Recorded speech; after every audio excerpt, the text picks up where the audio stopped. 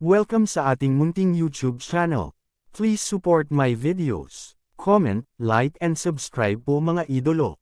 Maraming salamat po. Story Present, Super Devo Uring System. Kabanata 2571 Pag-agaw ng kaluluwa at pagkalat ng 6 na usok. Pagkatapos ng panahong ito ng pag-iimbak, mayroong ilang mga mapagkukunan na ginawa ng sinaunang espasyo, bagaman hindi gaanong, ngunit sapat na ang mga ito upang magamit ng isang beses. Ang mga kamay ni Yesuan ay patuloy na nagbibigay ng liwanag, at ang bilis ay napakabilis na, dahil alam ni Yesuan sa kanyang puso na kung hindi niya mabilis mapino ang isang bagay na lumabag sa pagbabawal na ito, kung gayon, natatakot ako na sa pagkakataong ito, mahulog siya rito.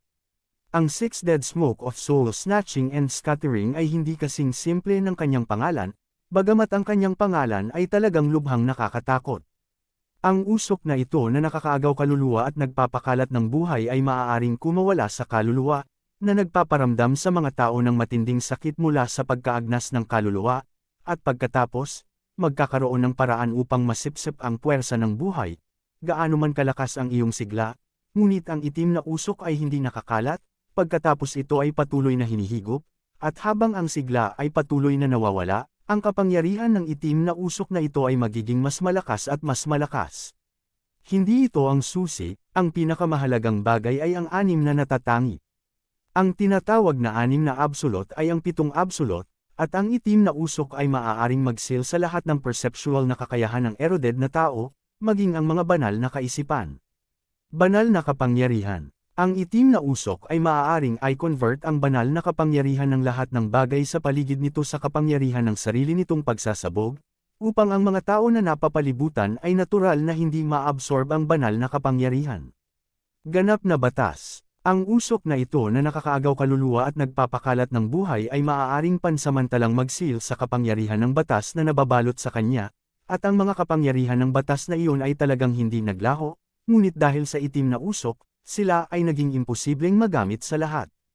Nakakabaliw talaga. Ang kamalayan ay pag-iisip ng isang tao, ngunit kung napapaligiran ka ng itim na usok na ito, kung gayon, gaano ka man kalakas, patuloy kang mawawalan ng kamalayan ng itim na usok, hanggang sa wakas, ikaw ay mawalan ng malay, at hayaan ang itim na usok na pumatay sa iyo. Makalangit. Ito ay masasabing isang napakahiwagang pag-iral, ang tinatawag na swerte sa langit, ay isang bagay na hindi nakikita at nahahawakan. Kung tutuusin, paano ipaliwanag ang bagay na swerte? Gayunpaman, ang itim na usok na ito ay may espesyal na kakayahan ng ganap na swerte, at walang nakakaalam kung paano ito gagawin, marahil dahil ang itim na usok na ito mismo ay naglalaman ng ilang mga espesyal na batas dito. Bilang karagdagan sa 5 natatanging ito, ang natitira ay ang pinaka-nakakatakot na pag-iral, dahil ang huli ay ganap na buhay at kamatayan.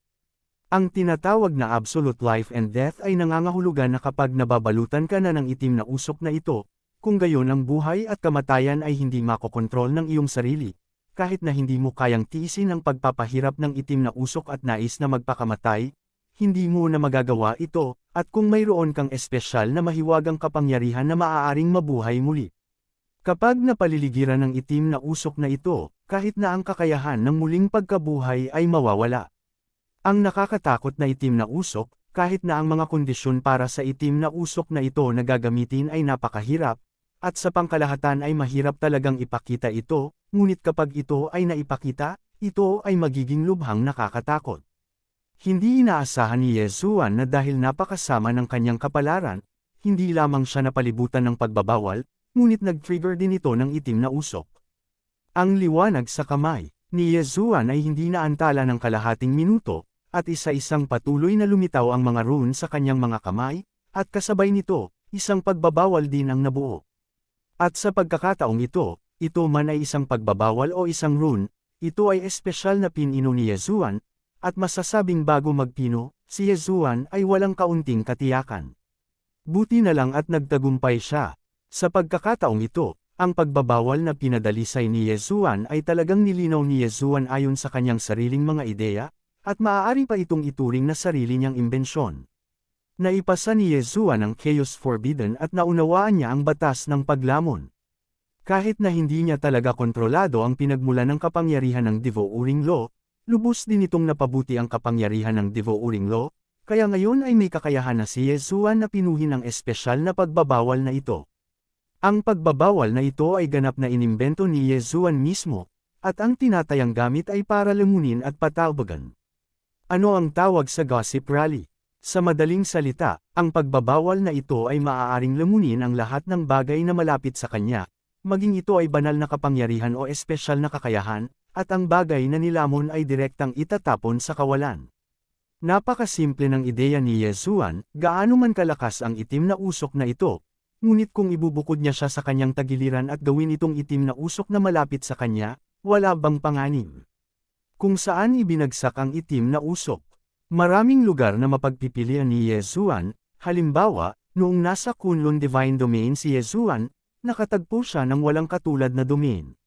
May isang sinaunang Annihilation Hall sa desperadong domain na iyon, at malabo, tila may mga taong nakatira sa loob. Ang pagsira sa organisasyon ay hindi magandang bagay pa rin, kaya hindi magkakaroon ng kaunting intolerance si Yezuan kapag ipinakilala niya ang itim na usok na ito doon. Dahil walang kakayahan si Yezuan na magmadali sa pagbabawal na iyon sa simula, mas mabuting gamitin ang itim na usok na ito para puksain ang Ancient Annihilation Organization Hall ngayon. Ang mga taong sumisira sa organisasyon ay hindi dapat umiral sa una, at ang mga miyembro ng organisasyong pagpuksa na nakatago sa lihim na kaharian, kahit na hindi sila maaaring lumabas ngayon, ay magiging isang salot sa madaling panahon, kaya't mas mabuting sirain sila sa tamang panahon. Gayunpaman, kung tutuusin, ang itim na usok na ito ay may espesyal na epekto ng absolute law, kaya kinailangan ni Yezuan na gumamit ng rune upang madagdagan ang pagbabawal sa Divo Uringlo na ito. Ang rune na pinino ni Yezuan sa pagkakataong ito ay talagang hindi masyadong mataas, ngunit ang epekto ay tiyak na lubhang kapakipakinabang sa kasalukuyang sitwasyon, dahil ang nipino ni Yezuan ay isang traction rune. Ang traction rune ay katulad ng kanyang pangalan, ang pinakamahalagang kakayahan ay hilahin ang target, at inayos ni Yezuan ang traction rune na ito sa pagbabawal sa paglamon, at pagkatapos ay patuloy nitong hihilahin ang ganoong uri ng itim na usok mula sa malayo, at ito ay lalamunin mula sa malayo. Marahil, sa pagkakataong ito ang batas ng paglamon ay dapat tawaging batas ng teleportasyon, pagkatapos ng lahat, kapag ito ay nilamon, ito ay mahuhulog sa lihim na kaharian kung saan matatagpuan ang sinaunang organisasyon ng pagkalipol. Maaaring mahirap para sa iba na gawin ito, ngunit magagawa ito ni Yezuan, dahil napaka-advance na ng larangan ng paglamon ng mga batas ni Yezuan. Hindi nagtagal, ang pagbabawal na ito na sinamahan ng kapangyarihan ng rune ay naayos na sa wakas, at ang itim na usok ay patuloy na kumalat patungo kay Yezuan, ngunit lahat sila ay agad na hinayla ng rune, ang pagbabawal ay nilamon, at nawala sa kawalan. Sa maikling panahon, ligtas si Yezuan. Gayunpaman, kung gusto ni Yezuan ang tunay na seguridad, hindi ito isang simpleng bagay, kung tutuusin, kung ang pagbabawal ng kaaway sa labas ay hindi maalis saglit, kung gayon si Yezuan ay maaari lamang makulong sa loob. Mabilis na naisip ni Yezuan ang mga hakbang sa kanyang puso, ngayon ay hindi pa alam ni Yezuan kung ano ang pagbabawal sa labas, ito ay talagang medyo nakakalito, ngunit hanggat si Yezuan ay binibigyan ng oras, pagkatapos ay magagawa ni Yezuan na labagin ang pagbabawal na ito ng may kumpiyansa. Gayunpaman, ang kahihiyan ba ay talagang magbibigay ng oras kay Yezuan? Malinaw, imposible, ang layunin ng kaaway sa pagkakataong ito ay patayin si Yezuan.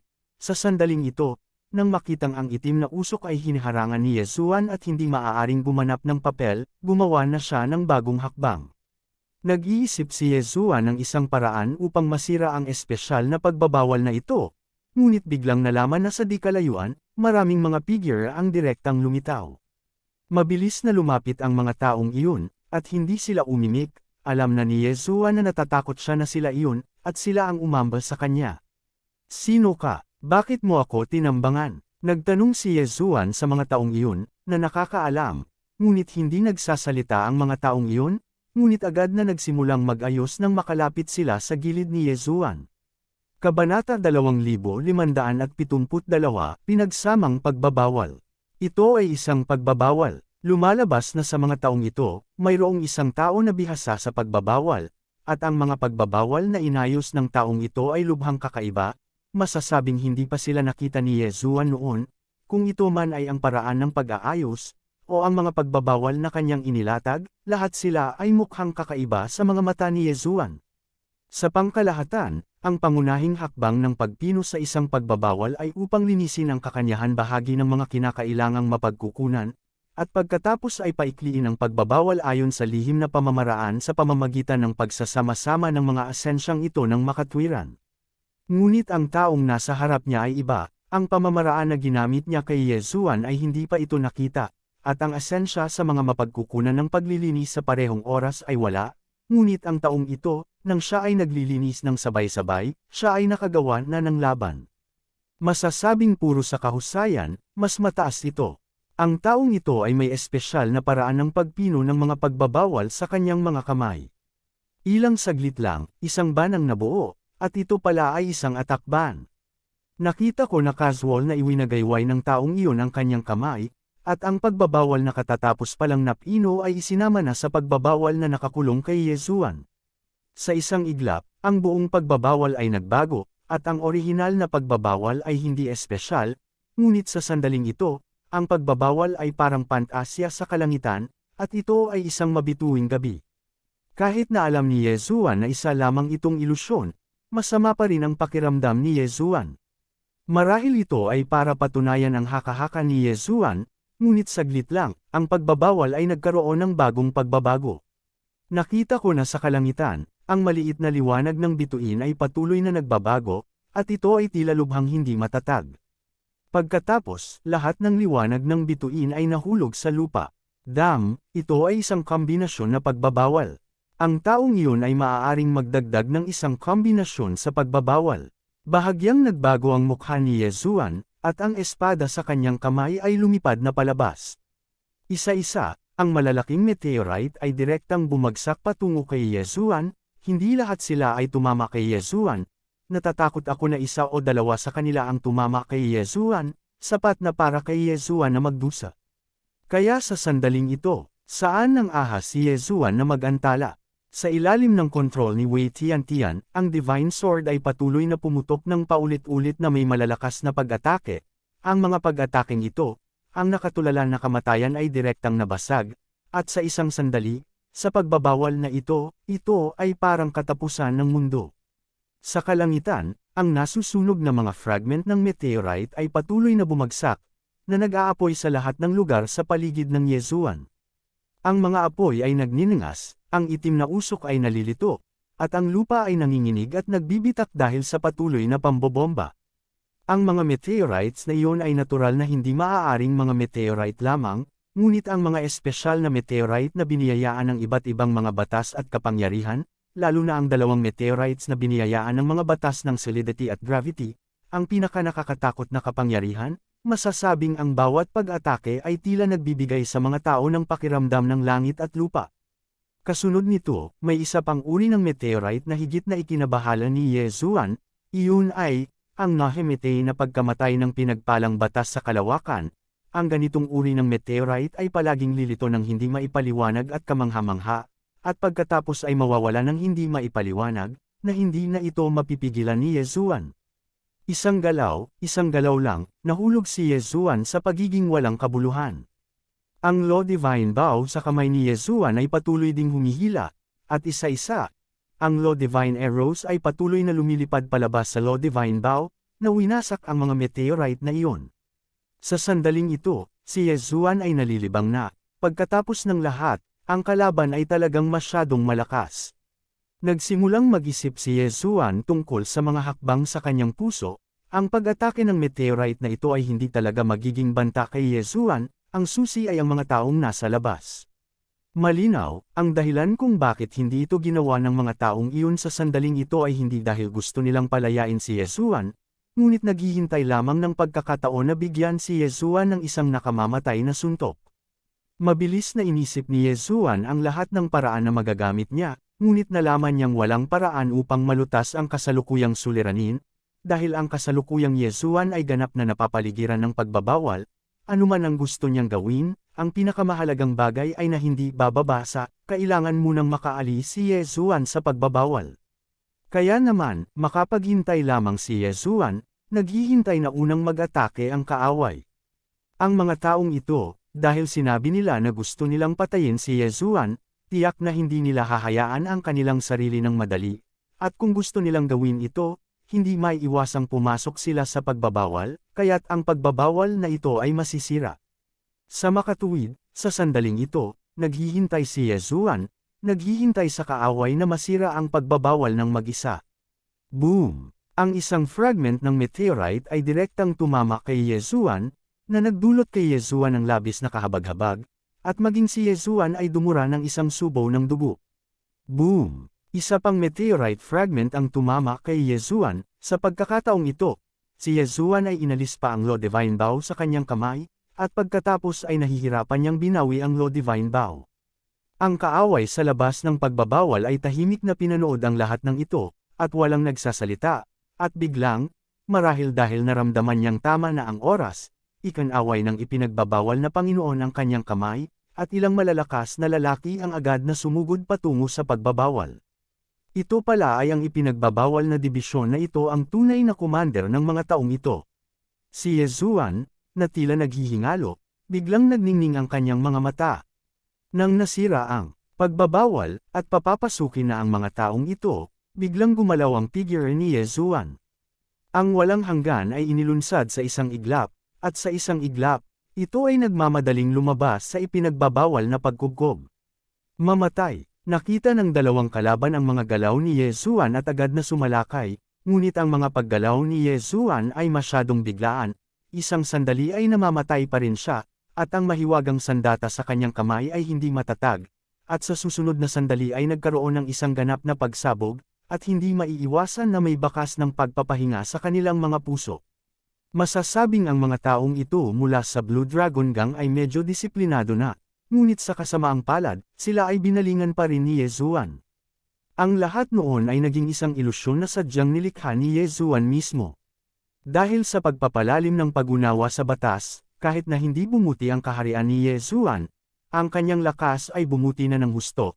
Ang mga taong ito ay talagang pabaya, at talagang lalabas na sila, ngunit sa kasamaang palad, mali pa rin ang kalkulasyon nila. Ang hakbang ni Yezuan, ngunit sa isang iglap, nakarating na siya sa panig ng ipinagbabawal na Panginoon. Ang ipinagbabawal na Panginoong ito ay isang purong ipinagbabawal na Panginoon, hindi isang taong tulad ni Yezuan, na gumagamit ng pagbabawal bilang pantulong na paraan. Kaya sa sandaling nilapitan siya ni Yezuan, wala siyang kahit katiting na pagtutol.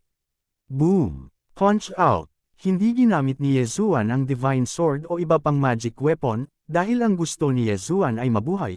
Dahil gusto ni Yezuan na malaman ang kanyang espesyal na ipinagbabawal na paraan ng pagpinumula sa taong ito. Lahat ng espada ay iisa. Umungol si Yezuan, para lamang makita na ang Divine Sword ay agad na sumambulat ng malakas na liwanag ng espada, at inatake ang mga taong iyon sa isang iglap. Realm of Eternal Night, ganap na 0, bawal, sumabog. Kasabay nito, patuloy na nagpadala si Yezuan ng dalawang pag-atake na hamarang sa pagsulong ng kalaban, at pinasabog pa ang devouring prohibition na nasa gitna pa rin ng pagbabawal. Ang malakas na puwersa ay ganap na gumuho sa piraso ng langit at lupa sa isang iglap. Gayunpaman, si Yezuan ay walang kahit katiting na intensyon na lumaban, ngunit nang maglunsad siya ng pag-atake, tumakas na siya ng buong bilis kasama ang natulala na ipinagbabawal na Master. Kabanata 2573, mga whole card ng Green Dragon Gang. Hindi tanga si Yezuan, malinaw niyang alam na malakas ang mga taong ito, bakit gusto nilang manatili at maghintay sa kamatayan. Isa pa, nasa kanya na ang gusto niya, at iyon ang bawal na Panginoon. Bakit ang Forbidden Master ang pinakagusto ni Yezuan? Dahil, ang espesyal na paraan ng pagbabawal ng taong ito, at ang pagbabawal ng kombinasyon ay pinagkadalubhasaan niya. Kung pag-uusapan mo ang bilis ng pagtakas ni Yezuan, tiyak na hindi ito mapapantayan. Pagkatapos ng lahat, kapag na-activate na ang walang katapusang teleportation, ang bilis ay napakalakas.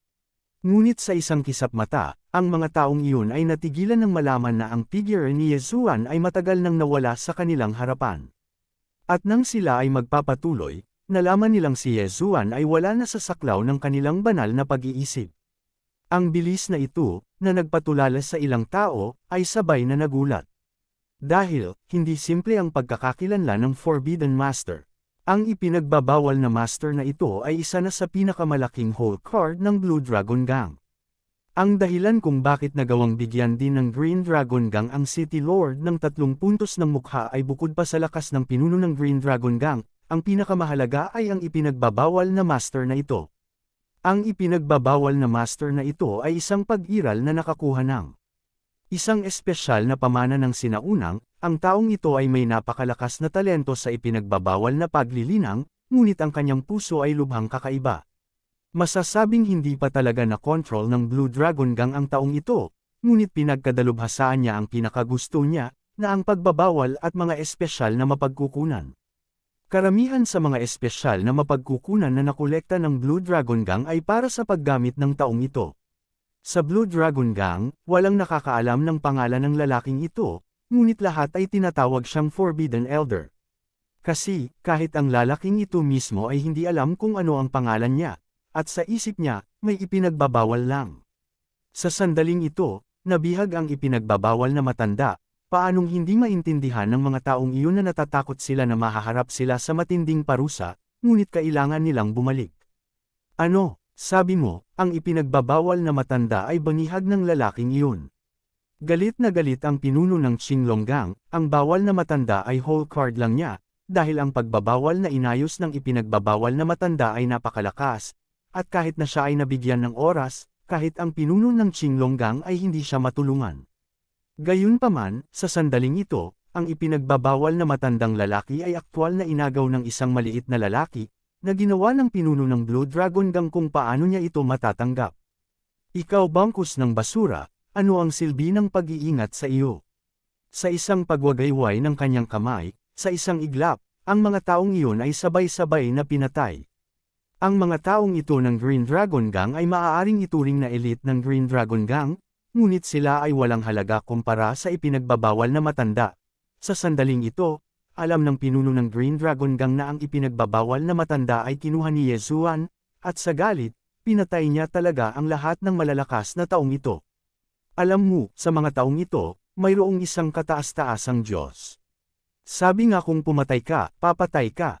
Siyempre, hindi ito alam ni Yezuan, napakabilis ng dongkla ni Yezuan, at sa isang sandali ay tumakas siya kasama ang ipinagbabawal na matanda, upang hindi magdulot ng hindi kinakailangang gulo. Hindi hinanap sila ni Yezuan, ngunit nakahanap ng direksyon at tumakas.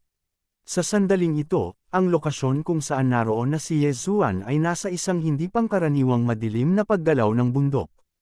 Sa pamamagitan ng isang pagwagayway ng kanyang kamay, maraming apoy ang direktang nagsindi sa buong kuweba, at sa oras na ito, ginaisang ni Yezuan ang taong ito. Sa orihinal, direktang aalisin ni Yezuan ang mga fragment ng Godhead ng taong ito. Ngunit pagkatapos pag-isipan ito, kalimutan mo ito, ang taong ito ay may espesyal na pagbabawal at mga diskarte sa pagpino. Sa puso ni Yezuan, dapat din siyang maging isang taong may mapagmataas na ugali, kung padalos-dalos niyang aalisin ang mga fragment ng kanyang pagka-Diyos, nag-aalala si Yezuan na mas gugustuhin ng taong ito ang mamatay kaysa sumuko. Sa makatuwid, hindi kumilos si Yezuan.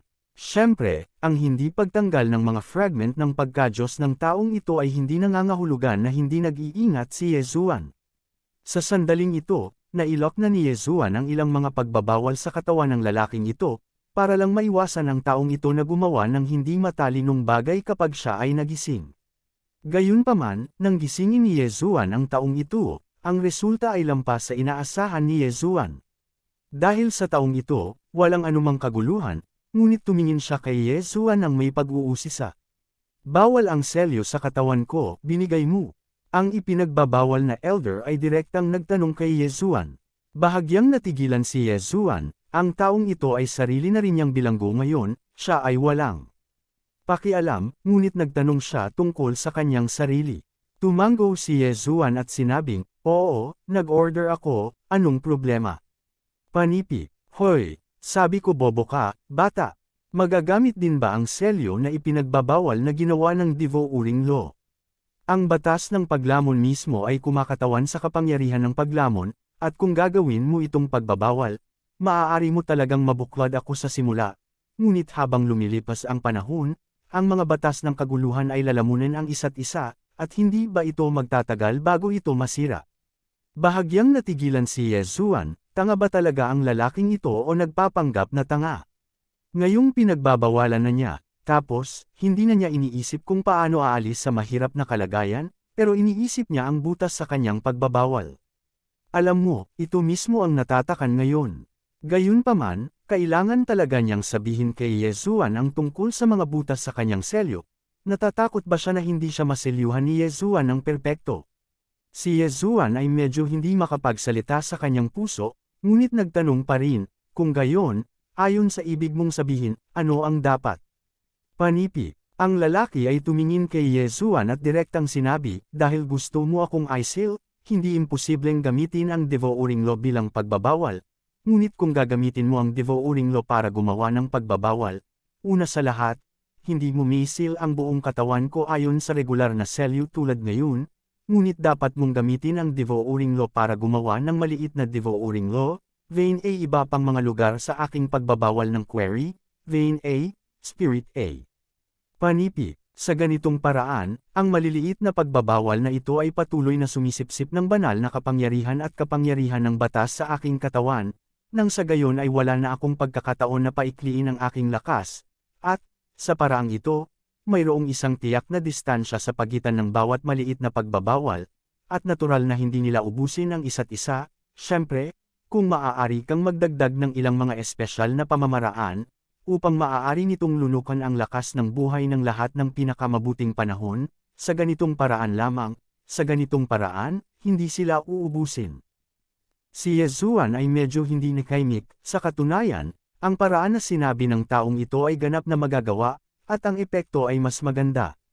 Ngunit ang pinakamahalagang bagay ay siya na ang natatakan ngayon, talagang kailangan niyang turuan si Yezuan kung paano isil ang kanyang sarili ng mas perpekto, hindi ba ito ang pakiramdam ng pagsampal sa kanyang sariling mukha?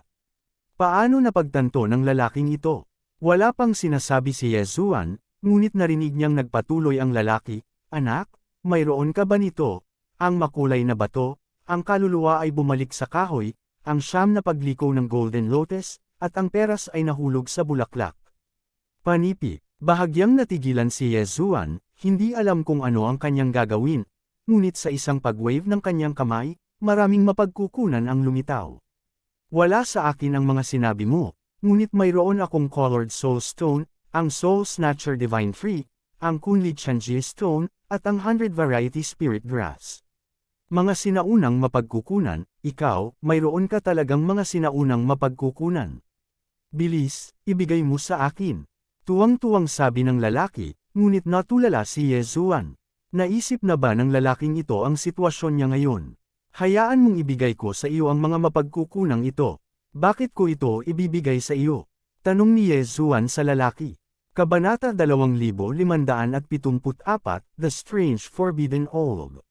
Sa sandaling ito, ang tao ay bahagyang natigilan, ngunit ang kakaiba sa imahinasyon ni Yezuan ay ang taong ito ay talagang iniisip kung ano ang ipapalit kay Yezuan, sa halip na isaalang-alang ang kanyang sariling mga limitasyon.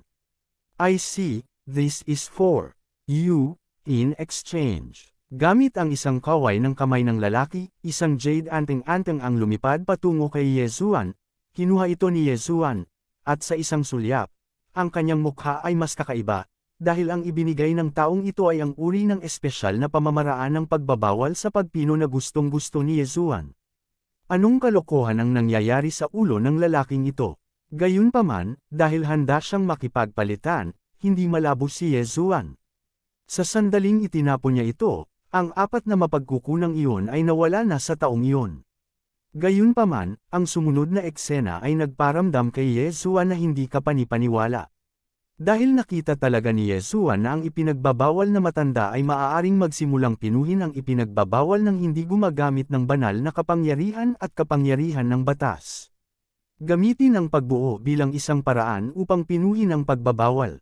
Bukod dito, ang porma sayo na iyon ay inukit sa anyo ng mga ron, inukit ng direkta sa lupa, at pagkatapos ay tinurok ang banal na kapangyarihan ng mga espiritong bato. Anong klaseng lalaki ito? Ang porma sayon ay maaari ding gamitin upang pinuhin ang ipinagbabawal, na sadyang hindi maisip, ngunit ginawa niya ito. Ilang sandali pa, isang flash ng ilaw ang kumislap, at ang pagbabawal sa ipinagbabawal na matanda ay inalis na.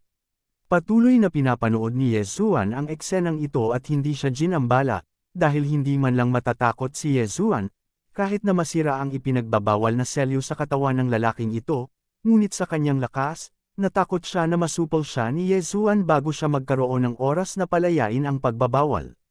Sa makatuwid, gustong makita ni Yezuan kung ano ang gusto niyang gawin. Matapos basagin ng ipinagbabawal na elder ang ipinagbabawal na selyo sa kanyang katawan, hindi man lang niya nilingon si Yezuan, kaya agad niyang pinuntahan ang mga sinaunang mapagkukunang iyon. Sa sandaling ito, napagtanto ng puso ni Yezuan na natatakot siya na may nakilala siyang tanga. Siyempre, hindi sinasabi ng tanga na ito na bawal siyang maging tanga, ngunit kulang siya sa ugat. Alam ni Yezuan na may ilang mga tao na, kapag sila ay naging dalubhasa sa isang bagay, ay makakalimutan ang lahat. At ang bawal na matandang ito ay halatang isang lalaking nahuhumaling sa pagbabawal, sa kanyang mga mata, wala siyang makita kundi ang pagbabawal, at sa kanyang puso, ang pagbabawal ay lahat. Gayunpaman, mayroon ding bentahe ng gayong mga tao na ganap na walang banta.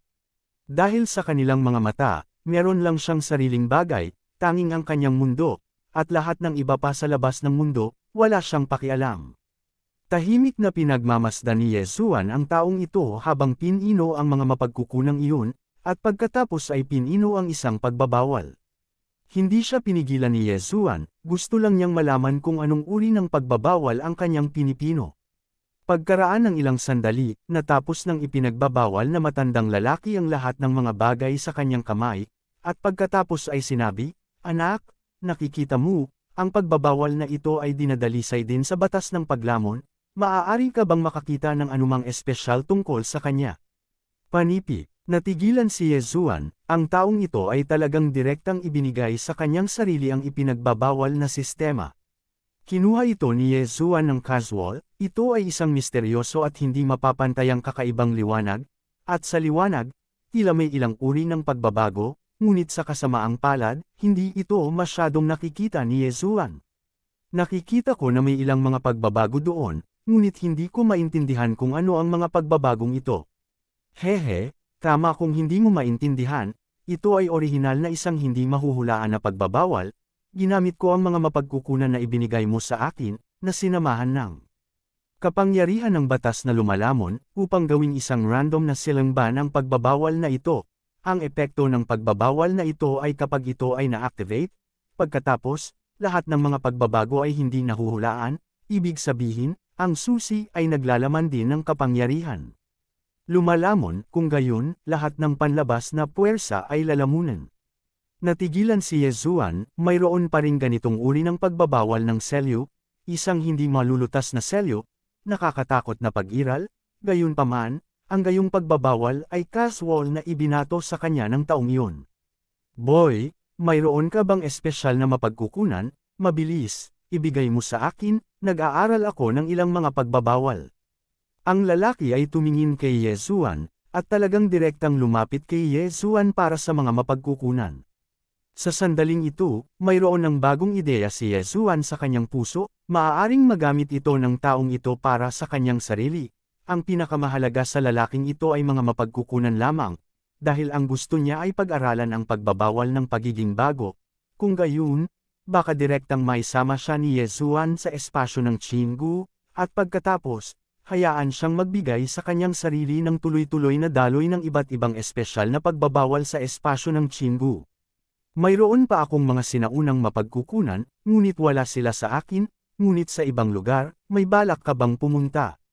Tanong ni Yezuan sa ipinagbabawal na elder. Sa orihinal, naramdaman pa rin ni Yezuan na marahil ang taong ito ay magdadalawang isip na magsabi ng anuman, ngunit kung saan niya ito naisip, hindi niya ito inisip at direktang sumagot, "Okay, saan, dalhin mo ako?"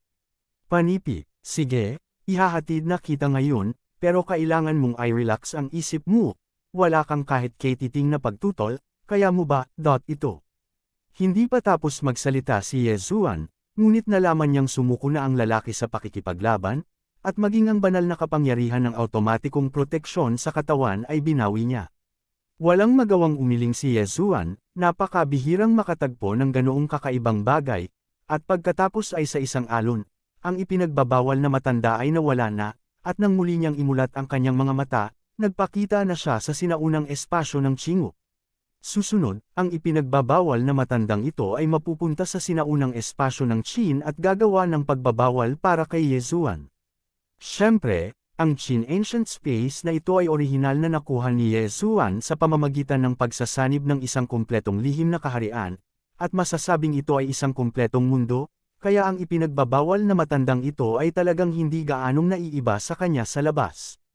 Gayunpaman, kung tutuusin, ang Qinggu Space ay may maraming mga sinaunang mapagkukunan, kaya lubos nitong pinasaya ang ipinagbabawal na matanda.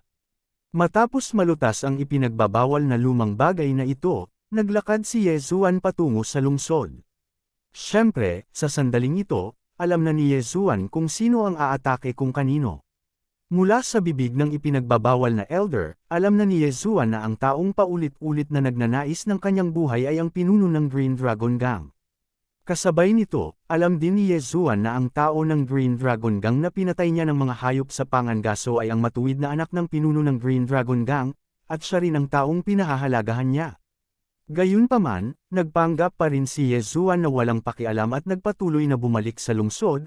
Sa katunayan, mayroon din siyang sariling mga plano. Sa lungsod na iyon, pagkatapos ng lahat, ang Panginoon ng lungsod ang pinakamakapangyarihang pag-iral. At sa sandaling ito, si Yezuan ay isang taong pinahahalagahan pa rin ng Panginoon ng lungsod, kung gayon, sa lungsod, marahil si Yezuan ang pinakaligtas. Kung tutuusin, kung nasa labas siya, natatakot siya na. Anumang oras ay habulin siya ng Qinglong Gang. Siyempre, dahil gusto ng leader ng Green Dragon Gang na ito ang buhay ni Yezuan, kung gayon ay hindi patutol si Yezuan na linisin siya. Ang buong Origin Secret Realm na ito ay isang lugar lamang ng mga pagsubok para piliin ang guardian, kung gayon, si Yezuan ang bida rito. Gaano man kalakas ang Blue Dragon Gang, hindi kailangang matakot si Yezuan sa anumang bagay. Siyempre, kung gusto niyang ganap na talunin ang Blue Dragon Gang, kailangan din ni Yezuan na gumawa ng ilang kalkulasyon. Makalipas ang 3 araw, dumating si Yezuan sa auction hall sa lungsod. Kabanata 2575, Auction Ban. Sa lungsod na ito, mayroon lamang isang auction house, na binuksan ng Panginoon ng lungsod. Gayunpaman, kahit na ang Blue Dragon Gang ay hindi nagbukas ng isang auction house, nagbukas ito ng isang treasure firm.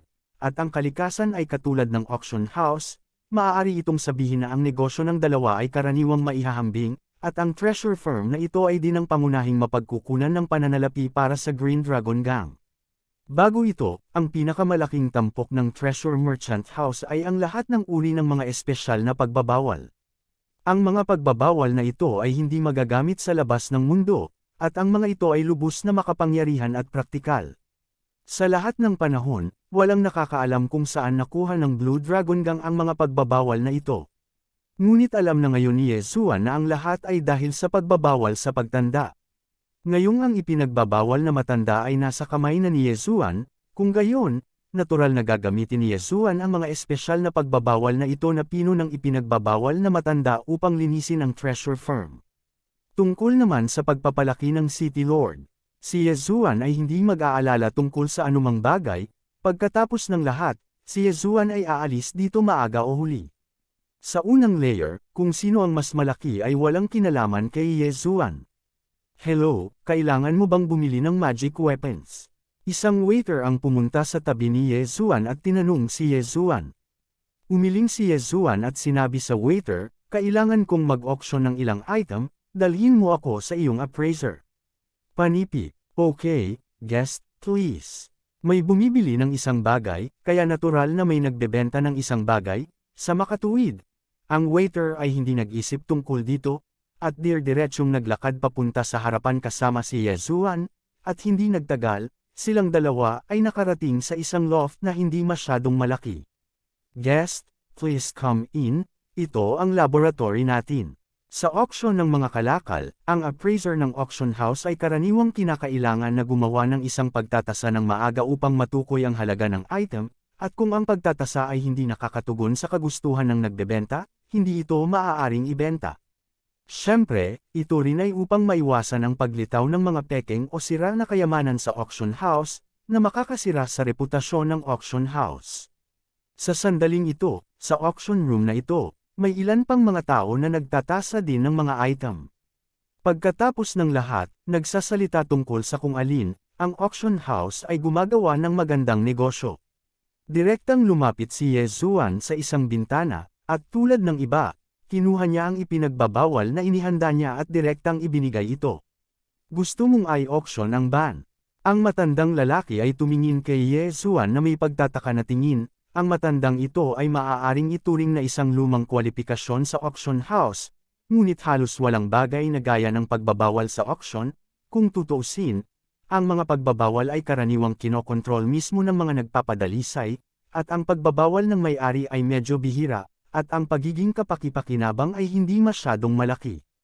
Ang bawat isa ay may sariling kapangyarihan sa domain, kaya maraming beses, sa katunayan, ang kapangyarihan ng pagbabawal na ito ay hindi kasing totoo ng kapangyarihan ng domain.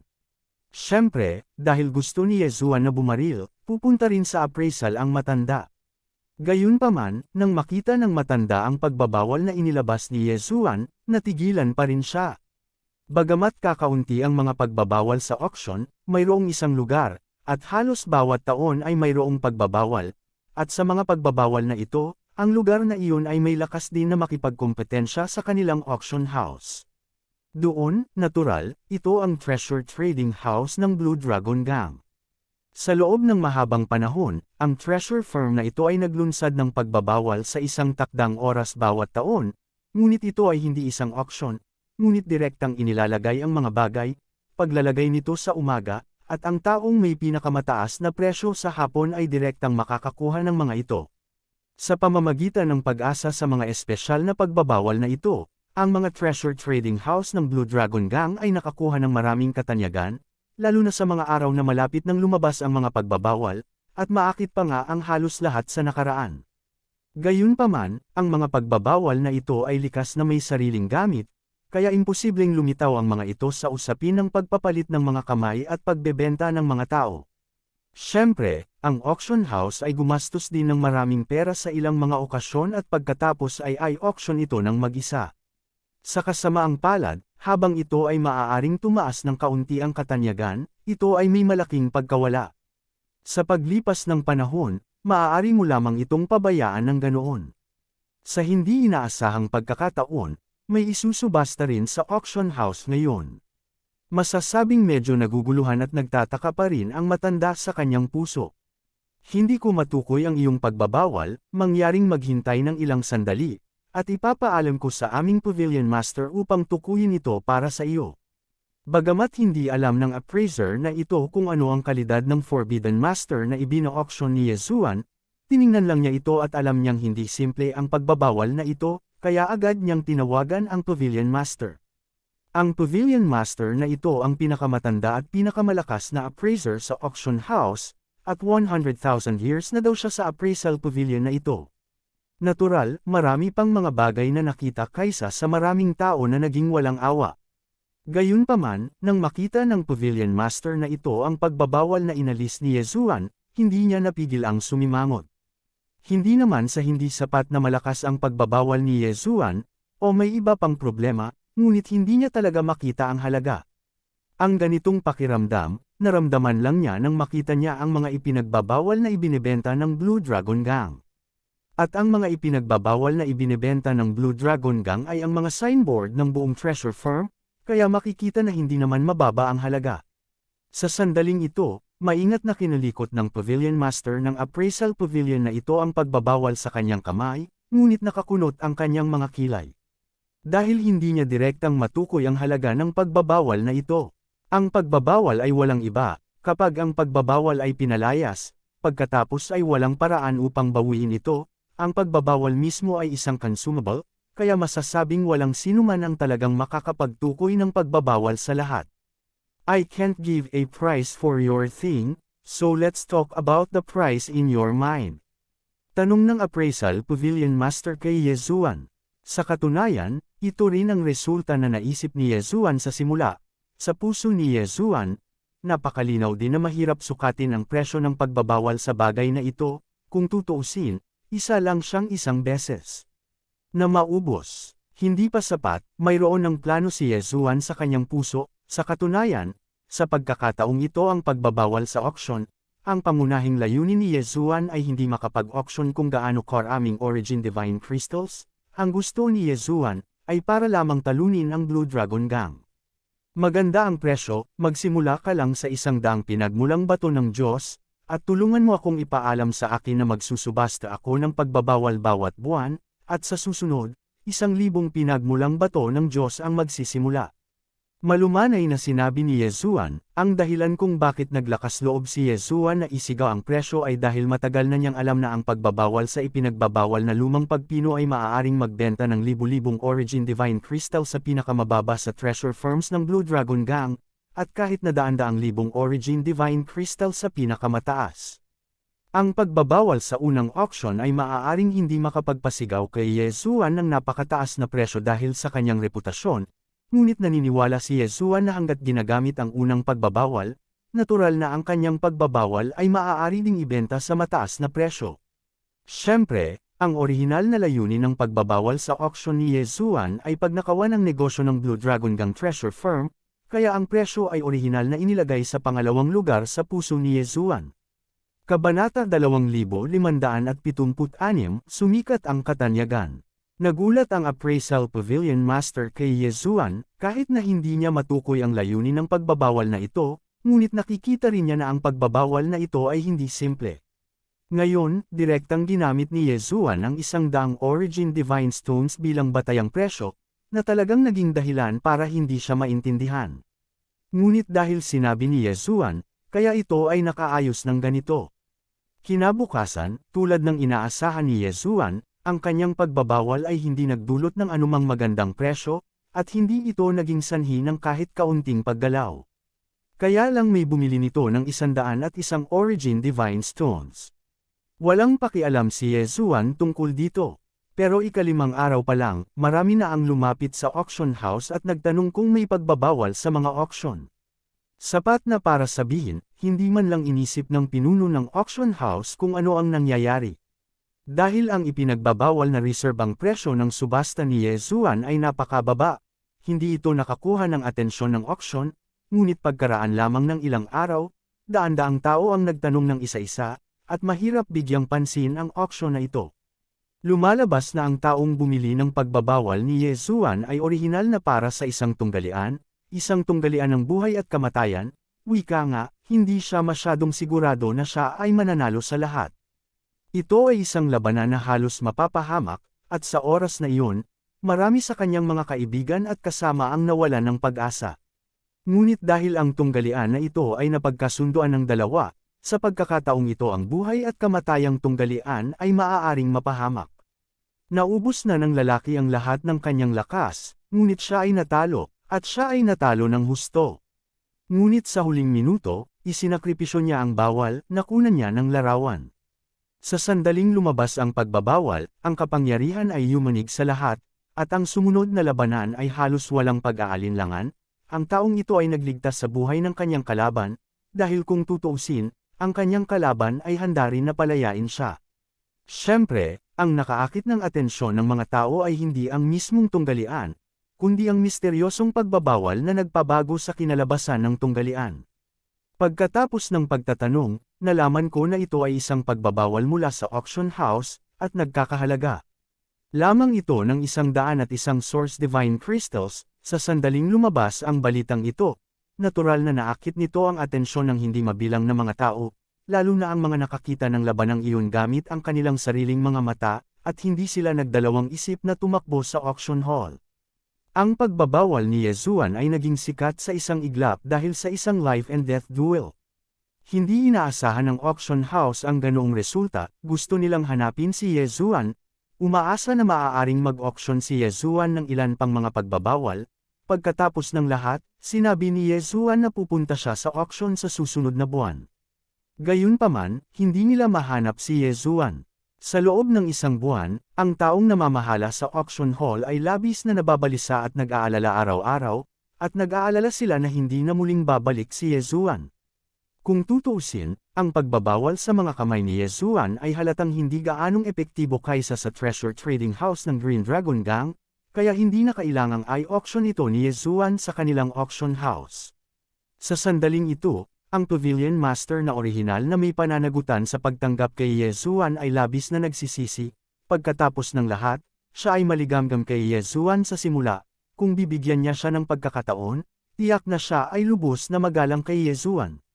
Sa kasamaang palad, ngayon, maaari na lamang siyang maghintay. Sa kabutihang palad, dumating pa rin si Yezuan, at ito ay ganap na naiiba mula sa huling pagkakataon na dumating siya. Sa pagkakataong ito ay kakapasok lang ni Yezuan sa auction hall, at agad siyang binati ng isang waiter, at magalang na inakay si Yezuan patungo sa auction hall, at kahit na hindi kasama ang pagtatasa.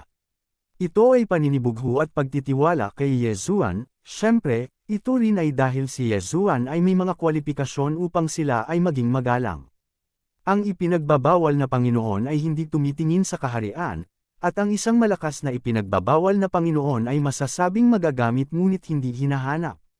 Ngunit ayaw ni Yezuan na makipag-ugnayan sa kanila, ngunit direktang umalis sa pagbabawal.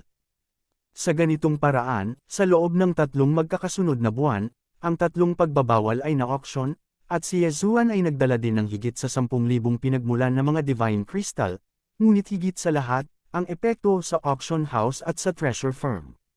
Masasabing walang kapantay ang negosyo ng auction house sa panahong ito, at marami pa nga ang mga tao, kahit wala silang pambili ay mananatili sila sa auction house at maghihintay sa ipinagbabawal na bidding. At ang treasure trading house ay medyo miserable. Ang tanda ng treasure trading house ay ang taunang ban auction.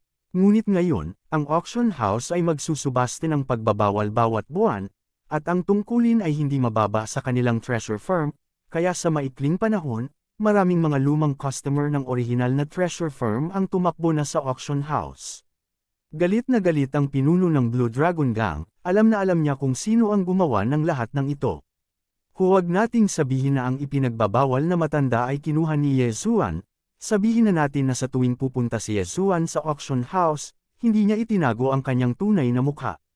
Sa makatuwid, mahirap para sa pinuno ng Blue Dragon Gang na isipin ito. Pero kahit alam niya, anong magagawa niya? Maaari niyang malaman, at malalaman din ng Panginoon ng lungsod. Ang Panginoon ng lungsod ay napakasaya na sa sandaling ito, at ang kanyang auction house ay pinilit ng treasure firm, na palaging nagpapalungkot sa kanya, ngunit hindi niya inaasahan na si Yezuan ay nakagawa ng isang bagong trick ngayon, at direktang pinindot ang treasure firm.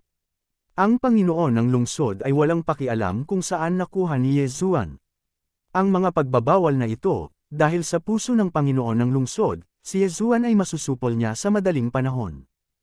Gayunpaman, matitiis ba talaga ito ng pinuno ng Blue Dragon Gang? Huwag mo nang tingnan ngayon, parang wala siyang ginagawang kahit anong galaw, pero sa totoo lang, handa siyang tanggapin ang mga bagay-bagay sa sarili niyang mga kamay. Sa loob ng 3 magkakasunod na buwan, si Yezuan ay nag-imbak ng 10,000 Origin Divine Crystals, at oras na para pagbutihin ang kanyang kaharian. Sa araw na ito, kinuha ni Yezuan ang lahat ng mapagkukunan at Origin Divine Crystals na naipon niya, at pagkatapos ay direktang nagsimulang lumamon. Sa isang iglap, hindi mabilang na mapagkukunan ang damaloy sa katawan ni Yezuan bilang karanasan, at kasabay nito, muling tumunog ang matagal nang nawawalang prompt ng system. Ding, nag-prompt ang system, nakalusot ang host, at ang kasalukuyang third-grade God Emperor Realm. Bahagyang kumunat ang mga kilay ni Yezuan, ang bilis ng pag-unlad ng realm na ito ay tila nagiging mas mahirap, ito ay higit sa 10,000 na pinagmulan ng mga banal na kristal, kahit na ang kalidad ng mga pinagmulan ng mga banal na kristal na ito ay medyo lumala, ngunit pagkatapos ng lahat, ito ay isa rin sa isang pinagmulang banal na kristal, ngunit hindi niya ginasto, siya ay nakalusot lamang sa 2 antas. Gayunpaman, hindi mabibigo si Yezuan, dahil malinaw na alam ni Yezuan na ito ay 3 buwang akumulasyon lamang. Ang pagtataas ng 2 kaharian sa loob ng 3 buwan ay isa ng lubhang nakakatakot na bilis ng pag-upgrade. Kaya, ano ang hindi nasisiyahan kay Yezuan? Habang nag-iisip si Yezuan, biglang, ang boses ng matandang kasambahay ay nagmula sa labas ng pinto, "Guro, may mga bisita sa labas ng pinto na humihiling na makita ka, at hindi ko alam kung ano ang gagawin." Panipi, hindi masyadong inisip ni Yezuan ang matandang kasambahay na ito. Kung tutuusin, ang lakas ng posisyon ng matandang kasambahay na ito, hindi niya kayang suwayan ang mga utos ng Panginoon ng lungsod. Napakaraming beses, pumikit na lang si Yezuan at hinayaan siyang iulat ang kanyang mga pangyayari sa Panginoon ng lungsod. Sa sandaling ito, nang marinig na may humihiling na makita siya, medyo naguluhan si Yezuan. Mukhang wala talagang kaibigan si Yezuan sa unang layer, at ang mga taong kilala niya ay napakalimitado, kaya sino ang humiling na makita siya? Nag-isip si Yezuan sa kanyang puso, ngunit mabilis ding naglakad palabas. Kabanata 2577, Butterfly Love Zuan. Ikaw, tumingin si Yezuan sa taong nasa labas ng pinto at nagtanong ng may kainahinala. Maaari ko bang tanungin kung ikaw ay anak ni Yezuan? Oo, ako nga, Yezuan Gangzi. Iniimbitahan ka ng aking Panginoon na pumunta sa Butterfly Lionshuan para sa isang pagtitipon. Ito ang pagbisita ng aking Panginoon, sabi ng amo. Malayang pumunta si Child o hindi, ngunit hihintayin ng Panginoon si Child sa Butterfly Lionshuan bukas. Pagkatapos sabihin iyon, ang taong ito ay direktang naglakad palabas ng walang pag-aalinlangan. Butterfly Love, ano ang lugar na ito, at sino ang taong ito na nag-post sa kanya? Si Yezuan ay medyo naguguluhan sa kanyang puso, ang biglaang post na ito ay masasabing hindi maisip ni Yezuan kung ano ang nangyayari. Lumingon si Yezuan, ngunit nakita niya ang matandang kasambahay na nakatingin sa poste sa kanyang kamay, at labis siyang nabigla. Alam ba niya ang tungkol sa Butterfly Love na ito? Kilala mo ba si Butterfly Love? Tanong ni Yezuan sa matandang mayordomo. Poof! Ang hindi inaasahan ni Yezuan ay ang matandang kasambahay ay direktang bumagsak sa lupa at hindi ng ahas na magsalita ng kalahating salita. Nagulat si Yezuan, ngunit ayaw sabihin ng matandang kasambahay, kaya hindi na. Siya nag-abalang ipagpatuloy ang pagtatanong. Hanggat may ganoong lugar, hindi pa rin naniniwala si Yezuan na hindi siya makapagtanong. Naglakad si Yezuan patungo sa pintuan, naghahanda na ipadala sa auction house ang pagbabawal na isusubasta ngayong buwan. Hindi nagtagal, dumating si Yezuan sa auction house, at habang tinatanggal ang pagbabawal, nagtanong din si Yezuan, alam ba ng Pavilion Master ang tungkol kay Butterfly Lionshuan? Panipi, poof. Sa eksaktong parehong reaksyon, ang Pavilion Master ng Appraisal Pavilion ng Auction Hall na ito ay agad na lumuhad sa lupa, at sa sobrang takot niya ay hindi siya nang ahas na magsalita ng kalahating salita. Sa pagkakataong ito, medyo nabigla si Yezuan sa kanyang puso, ano ang espesyal sa Butterfly Lionshuan? Bakit ganito ang reaksyon ng mga taong ito? Nagsalubong ang mga kilay ni Yezuan, ngunit medyo naiinis siya sa kanyang puso, hindi siya naniniwala, wala talagang magsasabi sa kanya kung nasaan si Butterfly Lionshuan. Naglakad si Yezuan patungo sa bulwagan ng Appraisal Pavilion ng Auction Hall, direktang naglabas ng pagbabawal, at pagkatapos ay nagtanong, sino ang makakasagot sa akin ng isang tanong, kung gayon, sino ang nagmamay-ari ng pagbabawal na ito? Panipi. Sa sandaling lumabas ang mga salitang ito, hindi lamang ang mga naghahanda ding mag-auction ng mga bagay, kundi maging ang mga appraiser na iyon ay labis na naantig. Dare to ask whatever the sun wants, as long as I know, dapat alam ko lahat. Dahil hindi kailanman itinago ni Yezuan ang kanyang pagkakakilanlan, sa katunayan, alam ng maraming tao na ang mga pagbabawal na ito ang kanyang ipina-auction.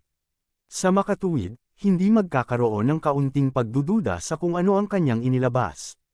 Okay, napakasimple lang ng tanong ko, pangalan lang ng lugar, sinong makakapagsabi sa akin, nasaan si Butterfly Lionshuan, saka, kaninong ban? Pop, pop, maliban kay Yezuan, lahat ay napaluhod sa isang iglap, at walang nang ahas na gumawa ng ingay. Ano ang nangyayari? Hindi mapatahimik ni Yezuan ang kanyang puso sa pagkakataong ito. Ano ang nangyayari dito, at bakit ganito ang reaksyon ng mga taong ito? Butterfly Love Zuan, anong klaseng lugar ito, bakit ang mga taong ito ay gulat na gulat nang marinig ang pangalan? Gayunpaman, nang muling magsasalita si Yezuan, isang figure ang lumitaw sa auction hall. Tahimik lang ang itsura nito. Tiningnan ito ni Yezuan, ngunit ang bata ang nagpadala ng post.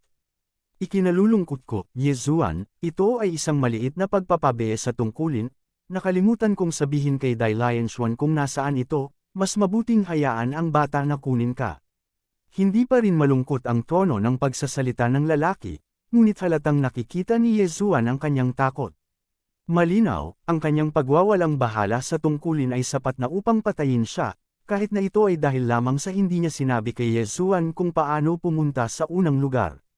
Si Yezuan ay labis na na-curious tungkol sa Butterfly Lianshuan na iyon sa oras na ito.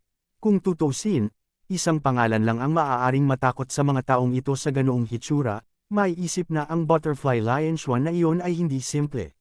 Dapat mong malaman na kahit na narinig nila ang pangalan ng Panginoon ng lungsod, ang mga taong ito ay hindi gaanong nag-react. Ibig sabihin, ang mga taong nakatira sa Butterfly Lianshuan ay kailangang gawin silang mas takot kaysa sa Panginoon ng lungsod. Sige, ikaw ang manguna. Tumango si Yezuan, sumunod sa likod ng lalaki at naglakad pasulong. Hindi nagtagal, pumasok si Yezuan sa isang hanay ng mga teleportation array, at naramdaman ni Yezuan na nakaranas siya ng ilang teleportasyon. Serial Teleportation Array, isang espesyal na teleportation array, ang porma sayo na ito ay nai-teleport ayon sa isang partikular na batas, at kasabay nito, may ilan o kahit 12-dosenang teleportation arrays na binuo. Kahit na mayroong error sa teleportation, hindi mo talaga mararating ang huling destinasyon. Ang Butterfly Love Zuan na ito ay mahusay na nakatago. Gayunpaman, nang talagang dumating si Yezuan sa lugar, medyo nagulat siya. Dahil itong tinatawag na Butterfly Love Zuan, sa ibabaw, walang espesyal dito. Sa gitna ng isang lawa, ang attic na ito ay itinayo, at sa paligid ng attic na ito, walang espesyal maliban sa patuloy na pag-flutter ng mga makukulay na paru-paro. Ito ang Butterfly Love. Ang Butterfly Love Zuan na nakakatakot sa hindi mabilang na tao. Gustong makita ni Yezuan kung ano ang espesyal sa Butterfly Love Zuan na ito. Isang maliit na bangka ang sumagwan, at ang batang babae na sakay nito ay magalang na naghintay kay Yezuan na makasakay sa bangka, at pagkatapos ay nagpatuloy sa pagsagwan pasulong. Masasabing sa kaunting distansya, natatakot si Yezuan na matawid niya ito ng isang hakbang, ngunit dahil ang master dito ay may ganoong kaayusan, hindi madali para kay Yezuan na tumanggi. Hindi nagtagal, dumating ang bangka sa attic sa gitna ng lawa, mula sa labas, ang isla na ito ay hindi malaki, at ang attic ay hindi malaki, ngunit nang talagang natapakan ito ni Yezuan, alam niya na ito ay orihinal na isang magkakapatong na espasyo, sa katunayan, ang loob ay medyo malaki, isang pares ng mga batang babae na nakaputi ang naglalakad, nag-aalaga ng mga bulaklak at halaman, o nag-aalaga ng mga makukulay na paru-paro na ito. Walang dumating para pamunuan si Yezuan, na parang, pagdating niya rito, walang magpapansin kay Yezuan. Gayunpaman, mabilis pa ring naglakad si Yezuan patungo sa harapan. Ang mahabang hagdanan ay ganap na gawa sa isang pambihirang jade, ang pangunahing bulwagan na itinayo ng hindi mabilang na mga espesyal na mapagkukunan, ito ang pangunahing bulwagan ng Butterfly Love Pavilion. Dito, mayroong isang mahinang pabango ng bulaklak, na puno ng isang tahimik at mapayapang kapaligiran. Nang pumasok si Yezuan sa main hall, nalaman niyang may babaeng nakaupo sa gitna ng main hall, isang babaeng may napakagandang hitsura. "Senior Kuya, andito ka na pala." "Kuya," labis na nagulat si Yezuan, tila wala siyang kapatid na babae, tama ba? Bakit tinatawag ng may-ari nitong Butterfly Love Zuan ang kanyang sarili na senior brother? "Sino ka?" Itinaas ni Yezuan ang kanyang ulo at direktang nagtanong sa babae. "Ang pangalan ng senior sister ay Butterfly Love, senior brother, please take a seat." Lakas loob na tanungin si senior brother, sinong venerable disciple ito? May malabong ngiti sa mukha ng Butterfly Love na iyon, ngunit ito ay isang hindi sinasadyang momentum, na ikinagulat ni Yezuan. Ang lakas talaga ng lalaking ito. Gayunpaman, hindi talaga naiintindihan ni Yezuan ang kahulugan ng titulo ng senior brother na ito, kaya hindi siya sumagot. Paano mo malalaman na nakita ni Dailia na hindi sumagot si Yezuan, at hindi siya nakaramdam ng kahit ketiting na galit, ngunit walang pakialam na sinabi, dahil ayaw sabihin ng senior brother, hindi komportable para sa senior sister na magtanong pa, ngunit hindi ko alam, bakit pumunta ang senior brother para lumahok sa paglilitis at pumunta sa pangalawang kaharian. Panipi, sub-bounce. Ano ito? Nalilitong tanong ni Yezuan. Bahagyang natigilan si Butterfly Lian, at pagkatapos ay nagsabi, nang dumating si senior brother sa paglilitis, hindi ba sinabi sa iyo ng iyong master na ang Origin Secret Realm ay nahahati sa pangunahing realm at sub-realm? Naturally, ang aming mga pagsubok ay nasa pangunahing kaharian, at kung saan naruroon si senior brother ay nasa pangalawang kaharian. Panipi, ang overworld, mga sub-bound, sa isang iglap, naunawaan ni Yezuan ang pagkakakilanlan ng Butterfly Love na ito, ang babaeng ito ay naging alagad ng Guardian Trial. Gayunpaman, ang babaeng ito ay isang tunay na trialist, at hindi siya katulad ni Yezuan, na kalahating trialist lang. Hindi katakataka na ang mga taong iyon ay labis na natakot nang marinig nila itong Butterfly Lianshuan, dahil ang babaeng ito ay masasabing ang tunay na master ng Origin Secret Realm na ito. Ang buong Origin Secret Realm ay talagang para sa kanila bilang mga trialist. Kabanata 2578, Unang pagkikita sa tagapangalaga. Dahil si Yezuan ay nasa sub-realm, mas alam niya na ang tagapag-alaga na ito ay napakalakas, halatang 12 tao lamang, ngunit kahit ang buong Origin Secret Realm ay isang lugar ng pagsubok na ginamit nila upang linangin ang mga disipulo, at ito lamang ay sapat na upang patunayan ang lakas ng mga taong ito. Siyempre, ipinapakita rin ito kung gaano kalakas ang mga kalaban na kinakaharap ng mga tagapag-alaga na ito, ang mga nag-uutos, at ang mga mahiwagang master. Sa sandaling ito, nakita ni Dai Lian na hindi nagsasalita si Yezuan, at naisip na iba ang iniisip ni Yezuan, kaya't nagpatuloy siya, dahil ang senior brother ay trialist din. Kung gayon, hindi na kailangang manatili sa sub-realm, okay lang na ang sub-realm ay magpahinga paminsan-minsan, ngunit ang pananatili doon ng mahabang panahon ay isang pag-aaksaya lamang ng oras. Kung tutuusin, sa loob ng aming tinukoy na pagsubok, hindi na kailangang manatili sa sub-realm, okay lang na ang sub-realm ay magpahinga paminsan-minsan, ngunit ang pananatili roon ng mahabang panahon ay isang pag-aaksaya lamang ng oras. Kung tutuusin ang aming tinukoy na pagsubok, oras, kung gayon, maaari lamang tayong maalis. Panipi, matapos marinig ang mga salita ni Dai Lian, nag-react si Yezuan at bahagyang tumango, ngunit hindi niya alam kung ano ang sasabihin. Gayunpaman, sa sandaling ito, tumunog na ang prompt ng system. Ding, ang sistema ay nag-uudyok, ang host ay natuklasan ang pinakahuling misyon ng banal na kaharian, at ang selyo ay nangingibabaw. Ang misyon ay nangangailangan na ang host ay dapat maging isang tunay na tagapag-alaga sa loob ng 1,000 taon, at pagkatapos ay tatakan ang Panginoon ng mga Diyos, mabaigo ang misyon, at pawiin ang host. Dahil sa biglaang pahiwatig ay nabigla muli si Yezuan sa isang iglap, pinawi ang antas ng gawain. Isa itong obliteration level na misyon. Ang pag-alis ng mga tao sa antas ay isang gawain na dapat gawin ni Yezuan ang kanyang makakaya upang tapusin. Dahil sa isang gawain sa antas na ito, si Yezuan ay hindi bibigyan ng kaunting pagpipilian, at mayroon lamang isang paraan upang mabaigo, at iyon ay ang kamatayan. Sa walang malasakit, ang pinaka-nakakagulat na bagay ni Yezuan ay hindi ang antas ng pag-burn na ito. Ito ang pangwakas na misyon. Bakit tinawag ang misyon na ito na ultimate mission ng God Realm? Posible bang ang Lord of God ang ultimate powerhouse ng buong God Realm? Ang lahat ng ito ay biglang dumating, lahat ng ito ay naging dahilan upang hindi makapag-react si Yezuan. Sa nakaraan, kahit anong uri ng gawain, si Yezuan ay medyo handa, ngunit sa pagkakataong ito, si Yezuan ay walang kahit kaunting paghahanda. Ang misyon na ito ay biglang dumating, at ito ay masyadong nakakagulat. Nakakunot ang mga kilay ni Yezuan, ngunit siya ay nalilito na. Dahil ba sa masyadong mabilis na pagtaas ng lakas ni Yezuan kaya na-trigger niya ang ultimate task na ito? O dahil ba sa hindi sinasadyang pagpasok ni Yezuan sa Origin Secret Realm kaya ma-trigger ang ultimate mission na ito? Kailangang pag-isipan ito ni Yezuan. Dahil sa Origin Secret Realm na ito, sa katunayan, sa simula, pumasok si Yezuan na may dalawang pagkakakilanlan.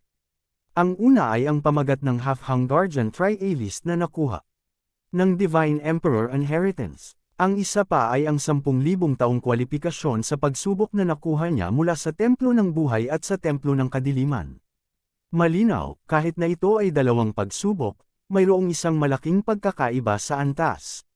Kung si Yezuan ay hindi nag-trigger ng titulong Guardian Trialist at hindi nagsimula ng anumang pagsubok sa pangunahing kaharian, marahil, si Yezuan ay maaaring magsagawa ng libu-libong taon ng mga pagsubok sa kaharian na iyon at masira ang 999 na layer ng Origin Secret Realm, upang matrigger niya ang pinakahuling gawaing ito.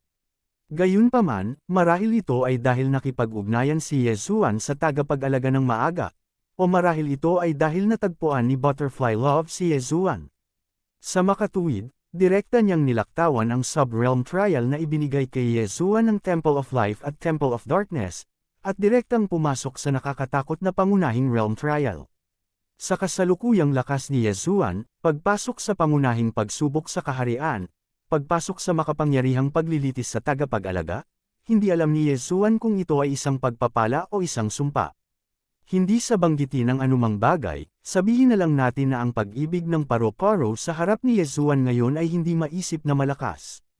Anong uri ng lakas mayroon ang pag-ibig ng paro-paro na ito, hindi ito nakikita ni Yezuan ng malinaw, at hindi niya ito masasabi. Dahil kahit na gamitin ni Yezuan ang system para ma-detect, magkakaroon lang ito ng resulta, na itinalaga ang target, napakataas ng realm para ma-detect. Ang kahulugan na iyon ay halata, ngunit ang kaharian ng pag-ibig ng paro-paro ay higit na nalampasan si Yezuan, kaya't hindi ma-explore ni Yezuan. Bagamat hindi ko alam kung bakit tinatawag ni Dailian ang kanyang sarili na senior brother, napakaraming bagay na inaalala ni Yezuan sa ngayon, at napakaraming bagay na hindi malinaw, at wala talagang ganoong bagay. Nakaupo si Yezuan sa bench na bato, ngunit naiisip niya sa kanyang puso, napakaraming hindi alam na kailangan ni Yezuan upang makahanap ng mga sagot.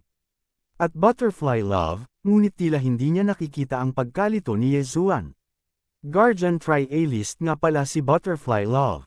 Gayunpaman, hindi nagtagal bago siya naging Guardian Trialist, kaya hindi rin nagtagal at napunta siya sa Origin Secret Realm na ito.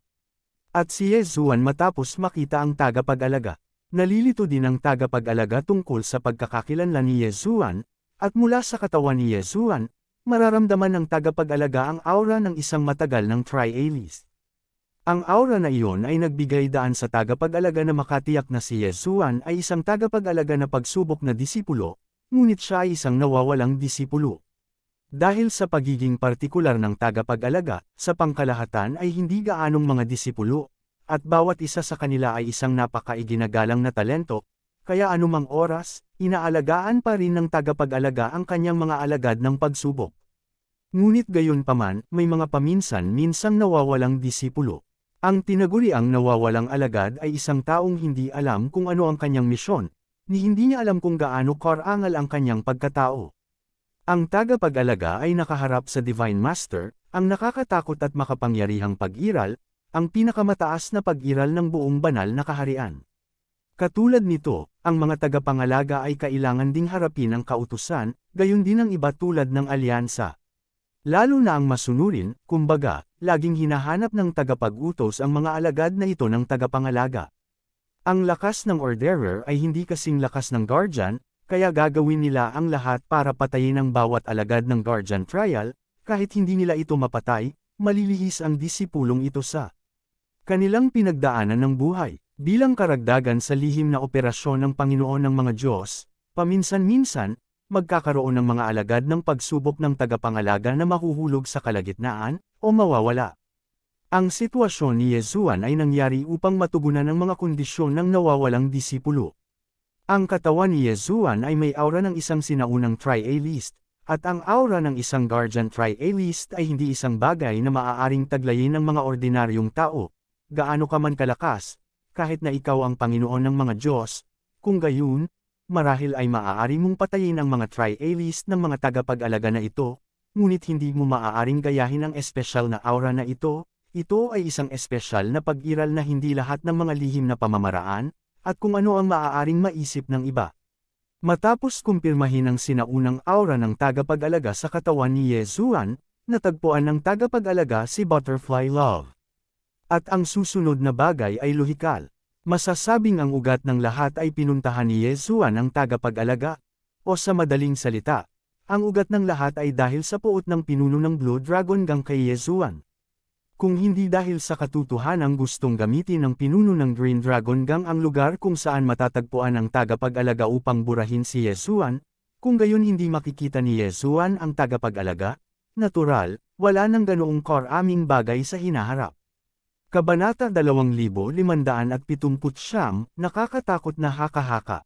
Inisip ni Yesuan ang mga tanong na ito sa kanyang puso, ngunit iisa lang ang resulta, dahil siya ang nag-trigger ng pinakahuling gawain, kung gayon kailangan niyang gawin ang lahat upang maisakatuparan ito.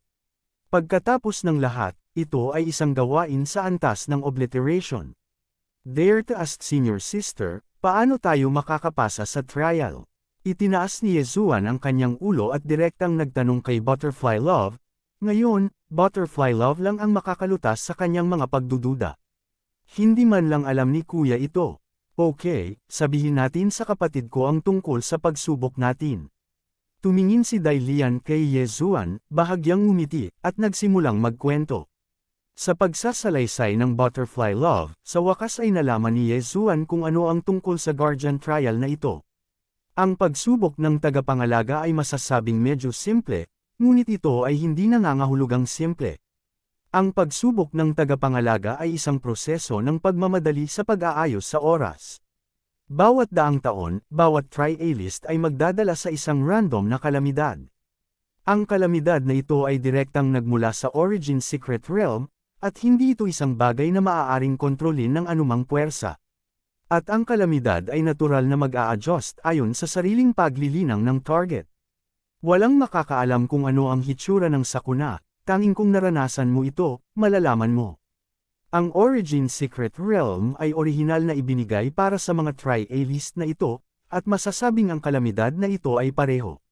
Kung makakatagpo ka ng pinakadirektang Divine Thunder Wildfire Tribulation, maaari itong ituring na pinakamaswerteng bagay, Divine Thunder Wildfire Tribulation, kailangan mo lang gumamit ng sarili mong cultivation para labanan ang binyag ng Divine Thunder Wildfire, kahit na ito ay matagumpay.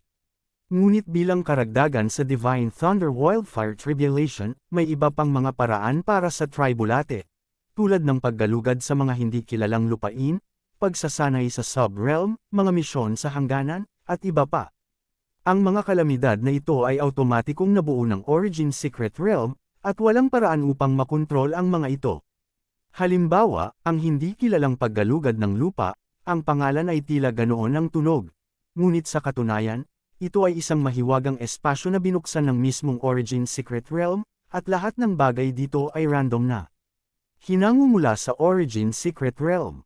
Sa orihinal, ganap na sarado ang ganoong lugar, at walang paraan para makipag-ugnayan sa labas ng mundo. Ngunit iba ang mga trialist. Ipapadala ng Origin Secret Realm ang mga mahiwagang espasyong ito sa mga trialist na may walang katulad na misteryosong kapangyarihan sa pamamahala. Pagdating sa loob, oras na para magsimula ang pagsubok. Kung hindi mo kayang lumaban, mamamatay ka lang. Mayroon ding sub-realm na karanasan, na masasabing lubhang mapanganib na gawain. Ang titulong Guardian Trialist, sa normal na panahon, ay mataas, at masasabing walang sinuman ang manggahas na manggulo, at lahat ng nasa sub-realm ay maaari lamang sumamba. Gayunpaman, kung ang trialist ay papasok sa sub-realm upang magsanay, siya ay magiging isang pag-iral na sinisigaw at binubugbog ng lahat sa sub-realm.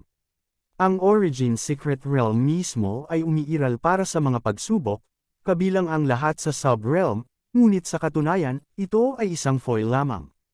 Sa makatuwid, sa sandaling mabuksan ang naturang sub-realm power, ang disipulong iyon ay hindi lamang bahagyang selyuhan sa kanyang cultivation, ngunit itatatag din ng Origin Secret Realm, at patuloy na haamon. Ang pinagmulang lihim na kaharian, na parang may sariling pag-iisip, ay malinaw na isang lihim na kaharian, isang malaking lugar, ngunit maaari itong palaging makakuha ng isang serye ng mga pagbabago ayon sa pangangailangan, at ang mga pagbabagong ito ay napakarami, masasabing ang trialist ay nag-trigger ng isa, at ang naghihintay sa kanya ay ang chain trigger. Tahimik na pinakinggan ni Yesuan ang lahat ng ito, ngunit hindi niya maiwasang magkaroon ng ideya sa kanyang puso. Hindi kaya lahat ng naranasan niya ay hango talaga sa Origin Secret Realm.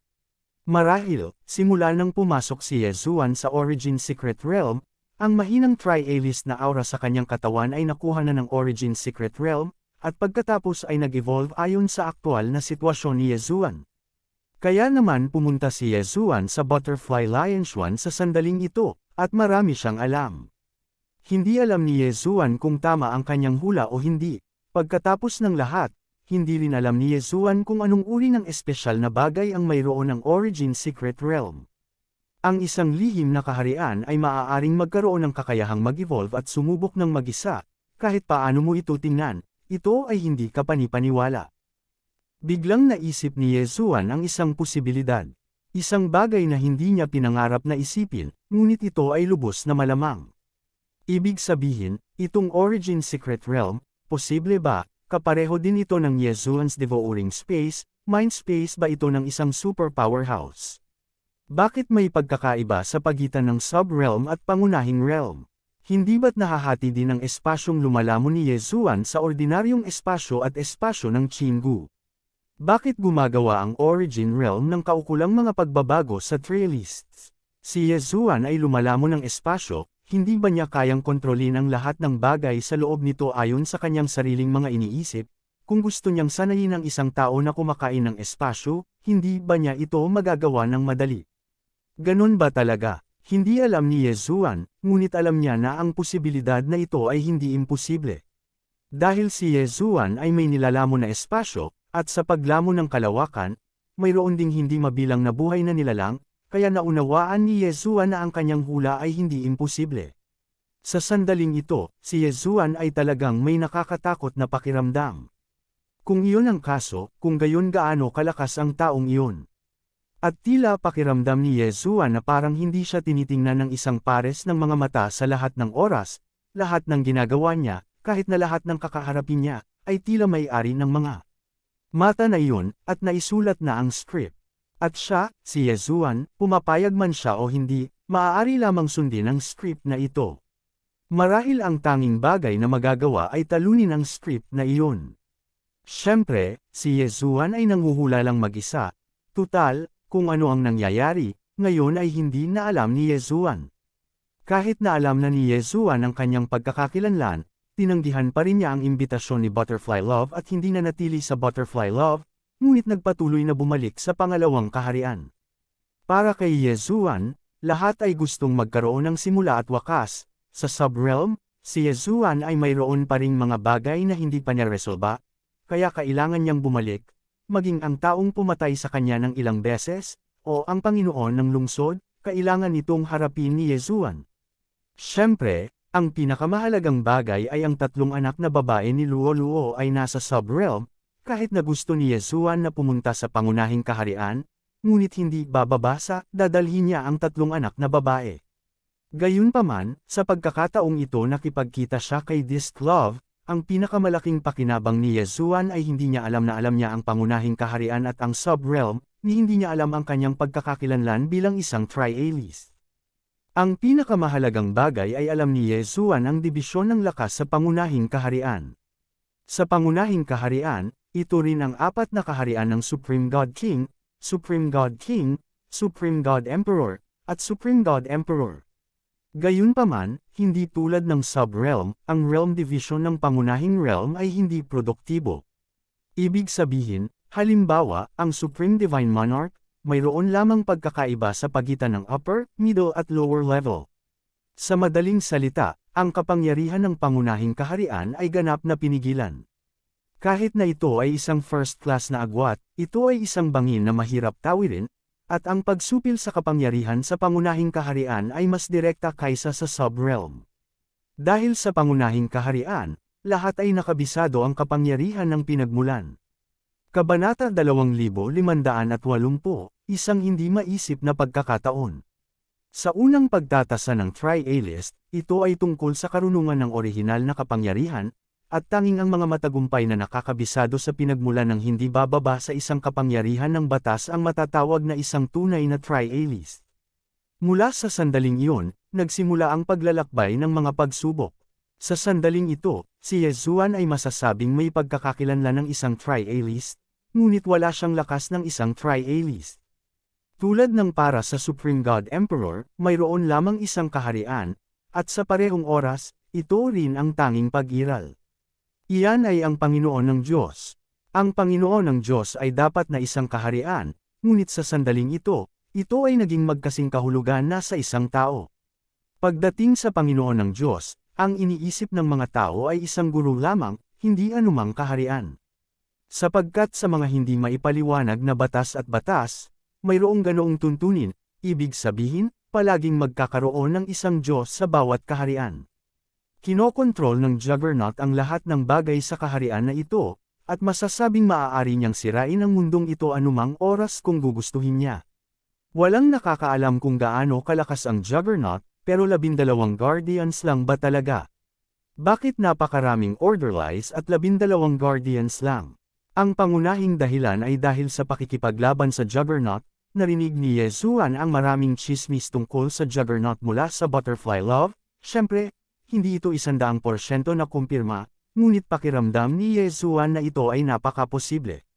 Sinasabing ang orihinal na tagapag-alaga ay talagang isang napakalaking lakas, ngunit tiyak na dahil sa paulit-ulit na pakikipaglaban sa Panginoon ay nahulog ito sa punto kung nasaan ito ngayon.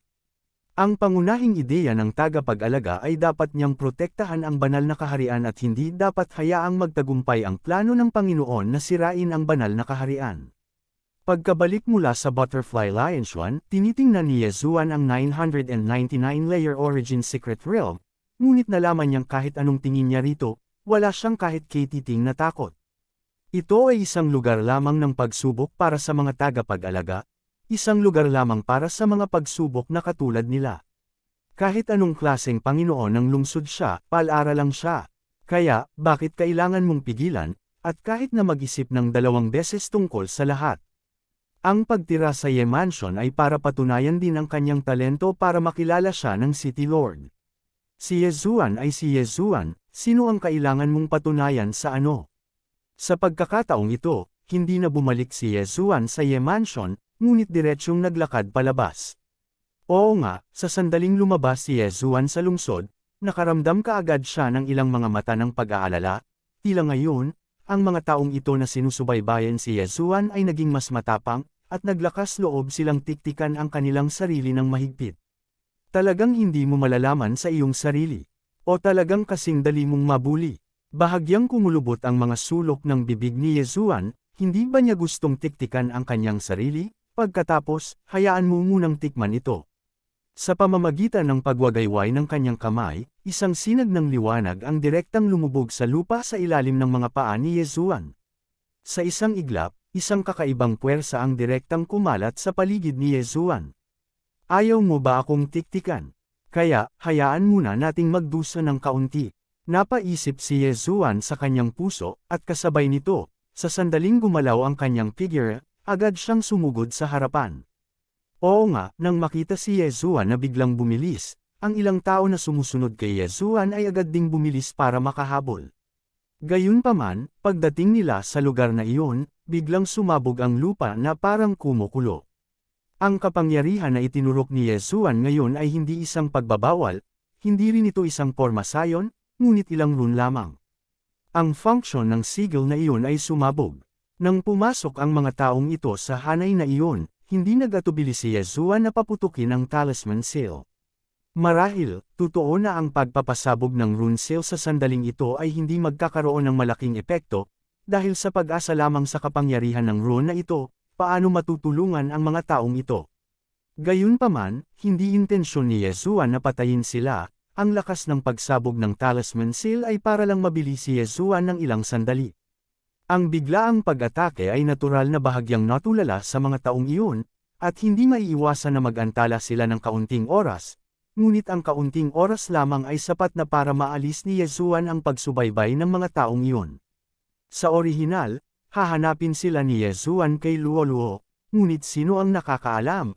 Pagdating niya sa tirahan ni Luoluo, wala siyang nakitang kahit sino, kaya walang pagpipilian si Yezuan kundi gamitin ang sikretong pamamaraan ng sound transmission para magtanong.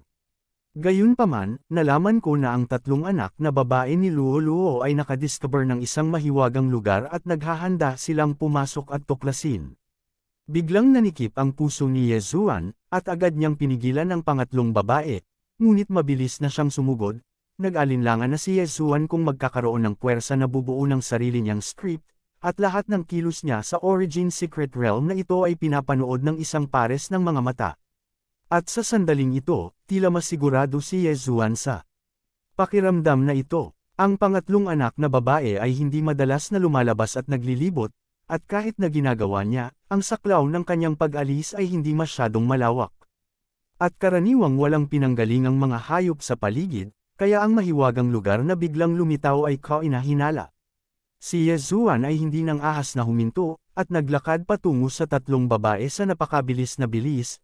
Pagkatapos ng lahat, hindi alam ni Yezuan kung ano ang gustong gawin ng mga matang iyon sa kanilang sarili, at kung ano ang gusto nilang gawin sa mga taong nakapaligid sa kanila. Sandali lang, at nakarating na si Yezuan sa kinaroroonan ng ikatlong anak na babae. Gayunpaman, ang hindi akalain ni Yezuan ay nasa sandaling ito. Ang tatlong babae ay talagang hindi umalis, ngunit natuklasan na nila ang sikreto ng mahiwagang lugar na iyon. Kaban ng kayamanan. Mga hanay at salansan ng mga kaban ng kayamanan, natatakot ako na mayroong higit sa 10,000 Sa dami ng box, sino ang naglagay dito? Bakit napakatagal na walang nakakaalam?